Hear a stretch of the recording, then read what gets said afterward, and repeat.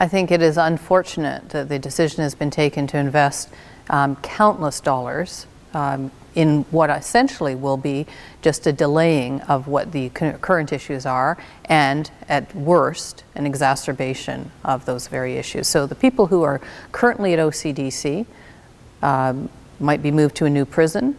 The issues they enter prison with, unless there is investment in the community, they will exit the prison with those issues, and experience says likely many more because of if they've been separated from their family, if they've been separated from their community of support, if they've lost their means of supporting themselves, if they've lost contact with their community of support, all of that has to be rebuilt.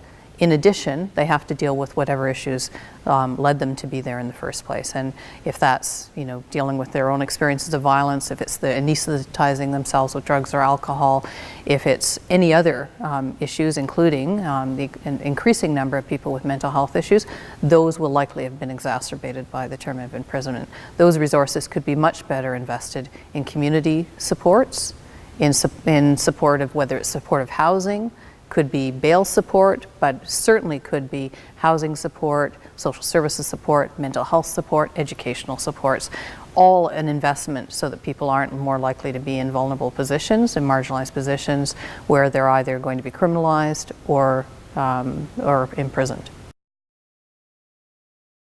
We should not be building a new jail in Ottawa. We should be looking at decarceration strategies. And for those very few who may pose a risk, we could be looking at either doing something different with them at the current Ottawa-Carleton Detention Centre, or devising some new ways to ensure that the public is protected from anyone who might be posing a risk to public safety.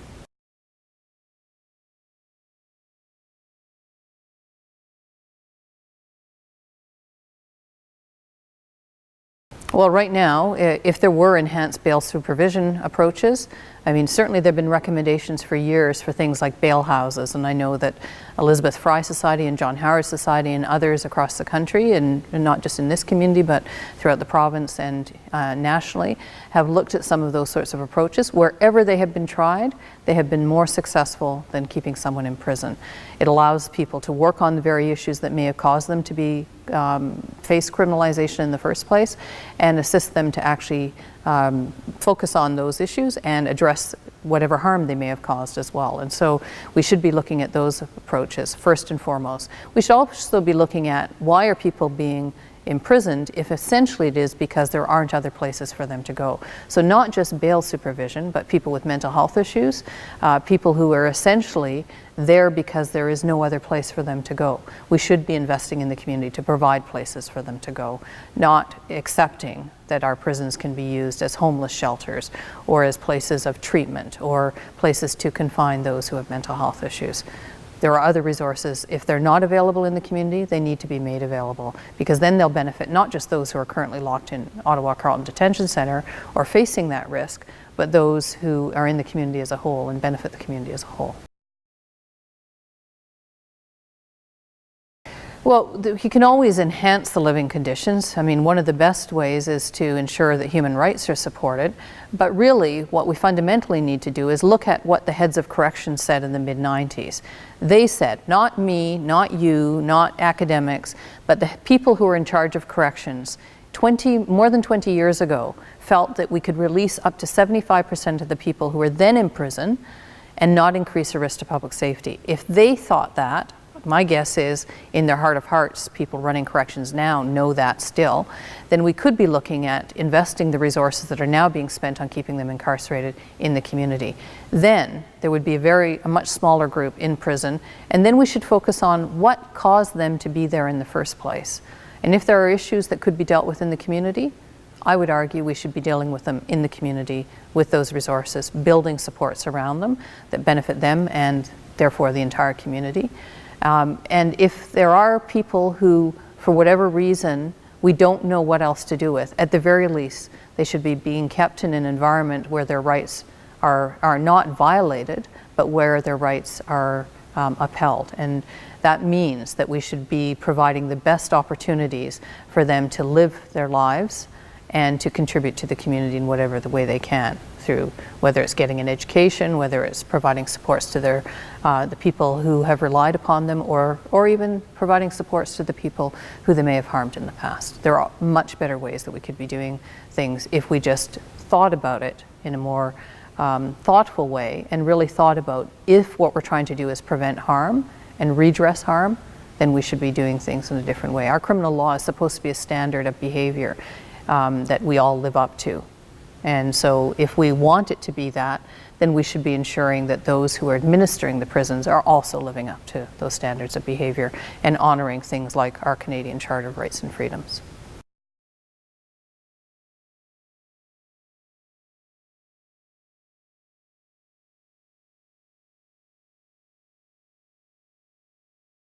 Well, everywhere where we have seen new, bigger prisons be built, we've seen them filled, and we haven't seen an appreciable difference in crime rates. We haven't seen an appreciable difference in harms caused to people in community. In fact, what we see is a drain of resources, evisceration of the very supports and programs that might assist those individuals. In addition, in my previous life, when I was with Elizabeth Fry Society, I entered that organization as they had just finished what is still considered one of the best prison reform examples internationally.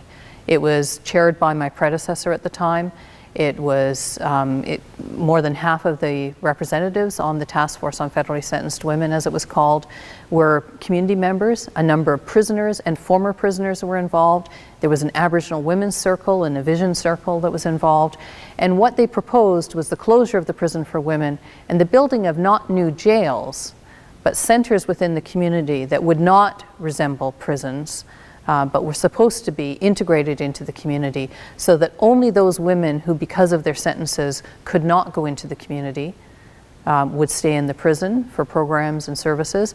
And if you've seen any of those prisons, initially they had virtually no programming space because that was what was supposed to happen, recognizing that the majority of the women were classified even by corrections as lower security, that they should be going into the community and accessing resources, and that the monies for programs and services should actually be injected into the communities so that women could be there, and their children were supposed to be with them so that they could actually have more of a seamless transition between going, out of prison and into the community.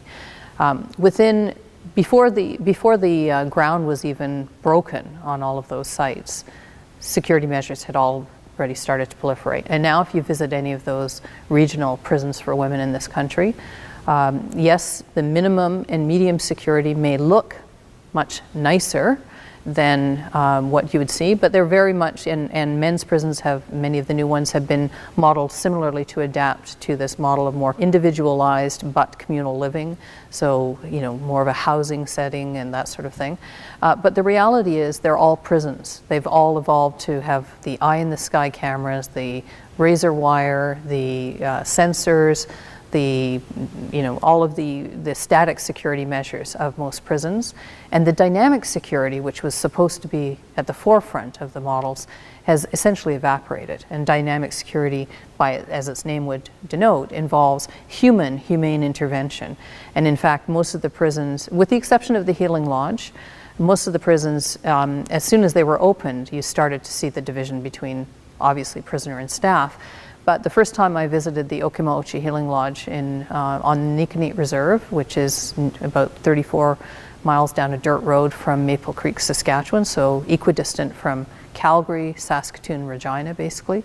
The first time I visited, I can honestly say that I could not tell, aside from the women I knew from the prison for women or elsewhere, because there was a round dance happening that night. There were community members there were some of us from other places had been invited. There were staff members there, and there were women who were serving their prison sentences there. And I honestly that night could not have told you, aside from the women I knew, who was a prisoner, who was a community member, who was a staff. When I visited 2 months later, though, it had already started to change. And the last time I was there, just last year, again, it is a very nice prison, in terms of it's in a nice setting, it's on the Nikanit Reserve, it has lots of country around it, but it's still a prison. It has all of the other accoutrements, if you will, security features of a prison, And in fact, even though, it's been a few years since they shifted it, women can't access those grounds without either being on an escort. They essentially have to get a pass, get conditional release to start to access the areas that when it first opened they had access to go picking medicines, to go do ceremonies, to do fasts, those sorts of things. They're now, even though it doesn't have a big razor wire fence around it, there certainly is security around it, and no maximum security women have ever been permitted to go there, even though it was built with the express purpose of taking, in particular, the Indigenous women who had been imprisoned at the Prison for Women. None of them got to go there. And even though they have what they euphemistically refer to as a safe lodge, which is that, in that prison is the term for segregation, no maximum security women have ever been able to go there. And so, even though it still looks better, many would say it feels better, it's nicer than many of the prisons, it's still a prison. And so in my experience, the ability to actually undo that, as seen by one of the best international examples in the world, happened right here in Canada with women in prison, would tell me that it's well nigh impossible to do. And I would say it's impossible to do, but I'll leave open the very possibility that what happened there for maybe 2 months maybe could be replicated, but it would be reliant on individuals standing up to and withstanding the pressure that comes on corrections to move back to a more traditional prison model. And I've yet to see any country withstand that pressure.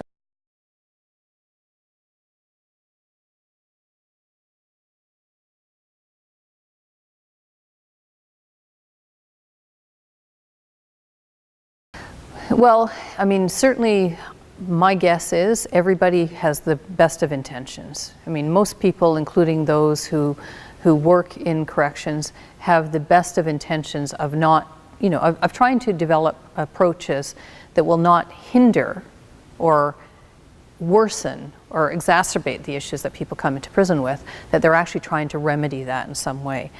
I think those good intentions, though, are for naught if we don't face fundamentally the structural inequalities that are part of our system. The fact that if you have a nice new prison, quote unquote, and you go in there and it's still full of the poorest, racialized, people with mental health and intellectual disabilities, then we're not fundamentally changing anything except making a bigger, nicer, at best, warehousing option.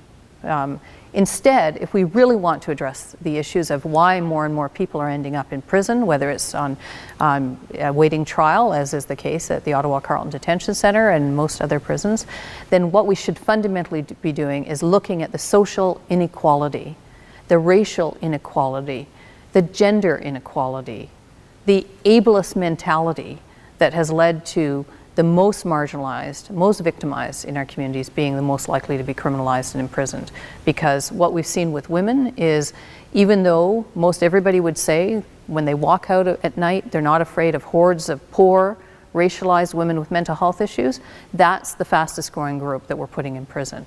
And so if we build a new prison that has more space and we don't develop the services in the community, guess where the police have the only option to go if they pick up someone because she's homeless or because she's having a anxiety attack on the corner, or. And so the reality is the more we create those options, we suck the resources out of the community, human resources, financial resources, and I think we create an easy excuse to just continue to throw people away instead of really building the resources we need in the community for all of us to benefit, but especially those who are most on the margins. I mean, one of the challenges is, as I know from 35 years of working in community and with community non-governmental organizations, is the push in the moment is how do we remedy the injustice right in our face now of the person in segregation or the person who's about to be locked up. I just saw 5 guys to a cell in Iqaluit. Of course we want to. The human part of us wants to remedy that immediately. And I think we can remedy it very quickly if we say, right now, we can address this by developing resources in the community. We can link it to guaranteed livable incomes. We can link it to all kinds of other progressive policies, because the decision to build prisons is a policy decision. The decision to norm crime and punishment is a policy decision. We're all responsible for it. So every person in this community, not just the government and non-governmental organizations, need to take responsibility and say, is this the type of community we want, where we continue to build huge institutions to lock people away because we don't want to deal with the very real issues on the ground that, that are facing us because of whether it's lack of jobs, whether it's lack of income, whether it's the racial inequality, whether it's gender inequality. We need to fundamentally, as communities and as community groups and as organizations, refuse to be caught up in that and say, okay, sure, in the short term we'll agree to this prison being built. The minute you agree to the prison being built, you're already on a continuing on a trajectory, or if you're new in the area, new to the work, jumping onto a fast-moving train that is going to continue to suck those resources right out of the community. And so we need to be stalling that and stopping it and saying, let's think about where we actually want to invest these resources.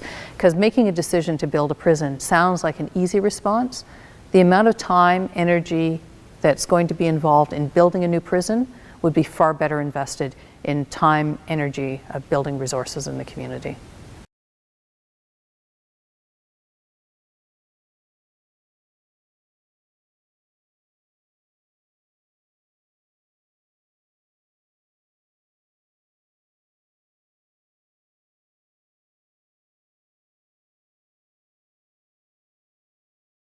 I say that's false economy. It's actually, those are policy decisions that we're taking, either not paying attention to, at best, ignoring, or being willfully blind to, at worst. Consequences we know are coming down the track by taking those decisions. Yes, it may look like in a more an immediate, expedient way, and certainly I can appreciate people who are elected are looking to being seen to have done something in the short term, but if you really want to do something that is going to be both have a short-term and a long-term gain, you're looking at investing resources in the community, not in a new prison. And if you go and ask people in prison, or you ask people who work in and around the prisons who are doing really important work, do you want the most egregious human rights violations and conditions addressed right now? Of course they'll say yes. And if you say, but will building a prison that won't open for 5 or 6 years or more, or maybe 2 years, help you? No. So we know that in fact, it's, if you go to people and provide very limited options in terms of what is possible, they will choose from those limited options. I think our responsibility, whether it's as people who are in the academy, whether it's people who are doing political work, whether it's policy people working on the ground doing programs, we have a responsibility to say, hang on, that's not the question we should be asking. We should be asking, how do we want our communities to be safer? How do we want people to be taken care of better? And then we make different policy decisions. I mean, I'm reminded, there's many examples of short-sighted decisions to what are perceived to alleviate conditions, but one of the worst that I can think of was funding a cage to be built inside a prison for women. And the argument given was, well, the women wanted it, the community wanted it, the groups working with them wanted it. Why? Because every night the women were being raped in that prison. And so the response of building a cage within the prison to lock the women in so they don't get raped is akin to me to, basically closing your eyes to that reality and not saying, hang on, why aren't we looking to take those women out of that prison and provide a place for them to be in the community? Everybody recognizes, everybody here is lobbying, everybody was on the same side lobbying for a cage to be built. Instead of stopping and thinking outside of the cages, outside of the bars, and thinking, how do we fundamentally make this a safer place for women, period. And to me, that's one of the examples when you narrow your thinking and don't, and also when you don't gender, race, class, your thinking as well in terms of what are the issues we need to be concerned about. It's only certain groups that are being criminalized. It's not necessarily the people who are causing the greatest harm.